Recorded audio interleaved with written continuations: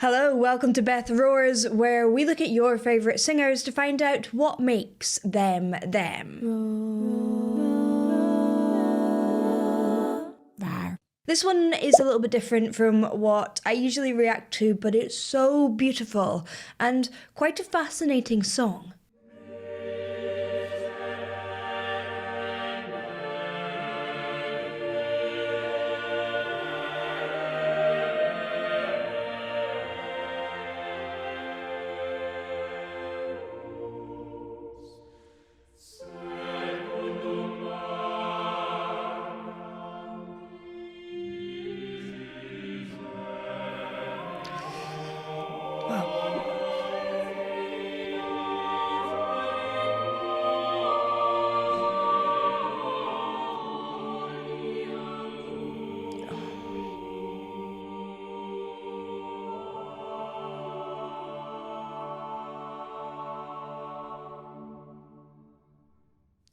It's so beautiful.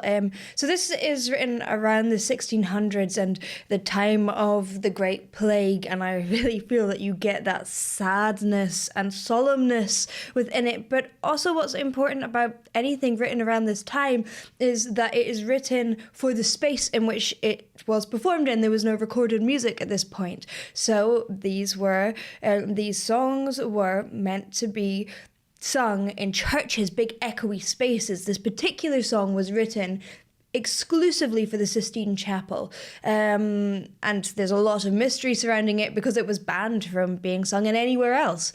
But it is such a beautiful song, and you can really hear that this echoey sound is used in the writing. When they stop there for a second, you have that pause. The singers have stopped, but the sound echoes, it reverbs on. And that's really important in how you sing this and the writing of music for churches. It's so beautifully done. You're going to see in this video, I have watched it before, that people are placed in different places in the church, and that is also to take advantage of different acoustics, which is really, really cool. So this guy's up at the top. Hear how echoey that is. Fantastic.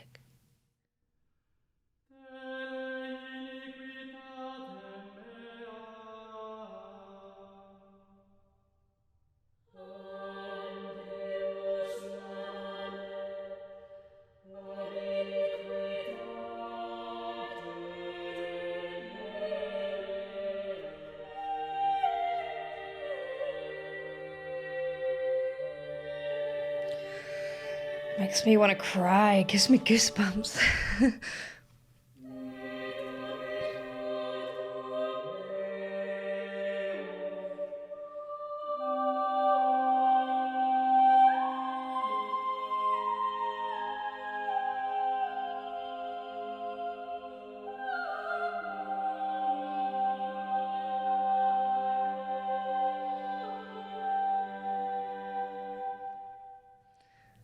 Oh, great. Another great use of silence and reverb.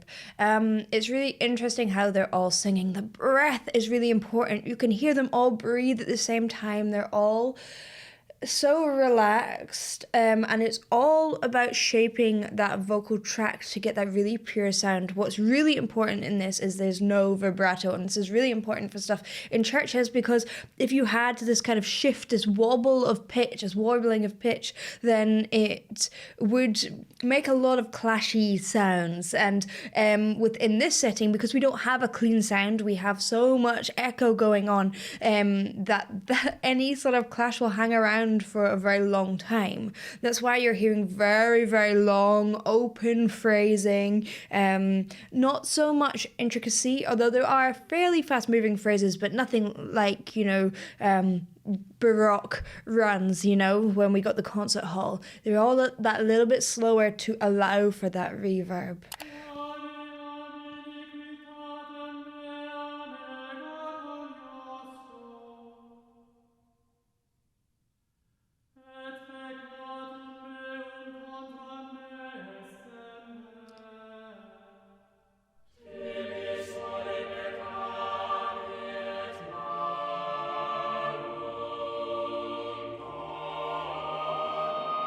This is just one of the most perfectly composed pieces, isn't it?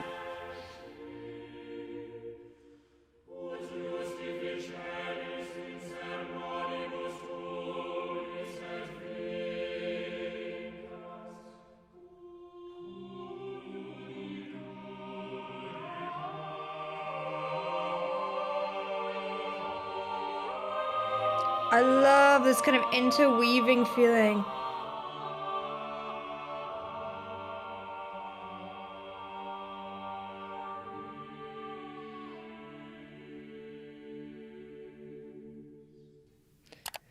I always feel like music has the power to not just to help you understand intellectually what is going on in a period of time, but music really does represent how it feels to be in a certain time, how it feels to be a certain person.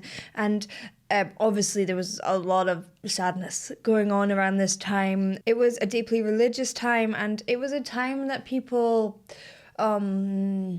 really, I guess, came together, and that's represented in these separate choirs that then join together in this beautiful kind of 9-part harmony. It's fantastic, with all these intertwining layers. It's so complex, yet each line is quite simple. But how they join together is just, I don't know.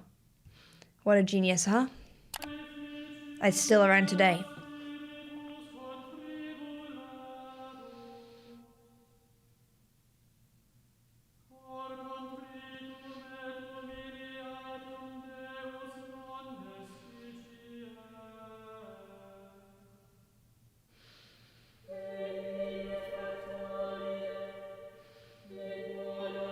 It's so perfectly musically directed as well. Just how they're all coming off the notes exactly at the same time. It's really, really important for something like this. Again, before recorded music, you didn't really have a chance to get it wrong, and in here, in a space like that, I don't think this isn't at the Sistine Chapel. This is in a church in London, but you really, if you get a note wrong, if you're out of pitch, that's going to hang around for ages with all that reverb. It has to be really perfect. So this is musically directed so well, but the singers are also fantastic. You can see in their posture. There's actually something that I always say. Singers, even rock stars and all types of different singers, one of the things I notice that they tend to have in common is really great posture. Because as soon as you're like squished up like this, you're hindering your ability to breathe, and that is the fuel to your singing car. Being able to control that breath really, really delicately is very, very important. And this, I mean, you've got these beautiful sopranos that require a lot of breath support to keep that pure, to keep that without vibrato. Oh yeah. And the dynamics. How it grows and decays.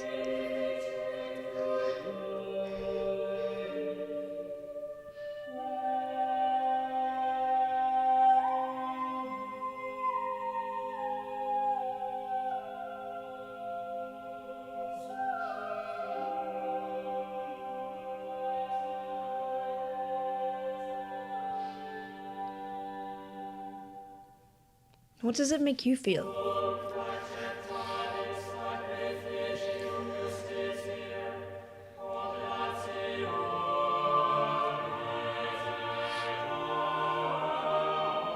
So they're coming together to join these two choirs together.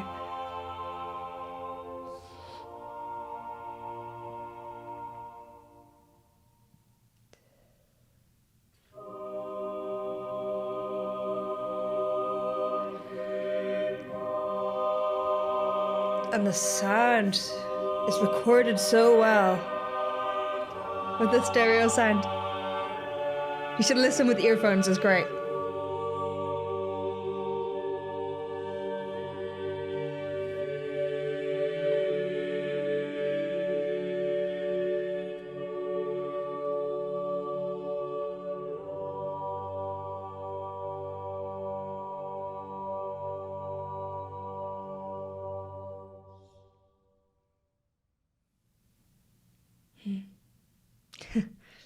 It's a song that you don't want to clap at the end of. You just want to sit in stillness and kind of take it all in.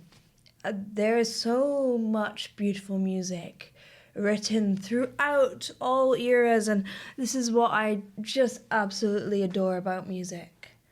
That it helps me understand feelings, the feeling of a time, what it felt like to be alive then. I mean, I am glad, perhaps, that I am born in this era where it seems a lot more comforting, and the music is a lot more comforting. Yeah. Thank you for watching. I hope you enjoyed. If you did, please do like and subscribe, and I will see you in the next one. Bye.